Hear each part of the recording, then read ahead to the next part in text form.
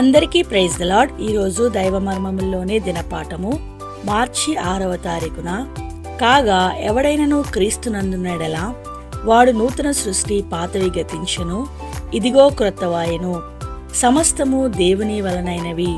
2వ కొరింథీయులకు రాసిన పత్రిక 5వ అధ్యాయము 17వ వచనము 18వ వచనము. మార్తా మరియలు మంచి గౌరవనీయులైన కుటుంబమునకు చెందినవారు. ప్రభువు వారి ఇంటికి రాగానే మార్తా వంట చేయుటకు ప్రారంభించును. మరియా యేసు పాదముల యొద్ద కూర్చొనును.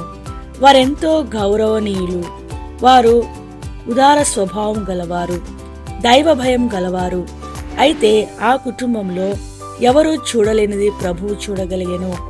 ఒక మనుష్యుడు పూర్తిగా నూతన వ్యక్తి అయితేనే కాని దేవుని యొక్క ప్రేమ, శక్తి, కృప పొందలేడు. బాహ్యముగా అతడు చక్కని ప్రవర్తన గల మంచి వాడై ఉండవచ్చును. అయితే ఈ మానవ యోగ్యతలు అంతరంగిక ప్రవర్తన వలన వచ్చినవైతేనే గాని దేవుణ్ణి తృప్తిపరచలేవు. ప్రభు అయిన యేసునొద్దకు వచ్చే వరకు మనము ఉగ్రత క్రింద నిలిచి ఉందము. మన ప్రాచీన స్వభావము ద్వారా కలిగిన మంచి ప్రవర్తన, మర్యాదలు లేక సుగుణములని పిలువదగినవన్నీ మురికి గుడ్డల వలె ఉన్నవి.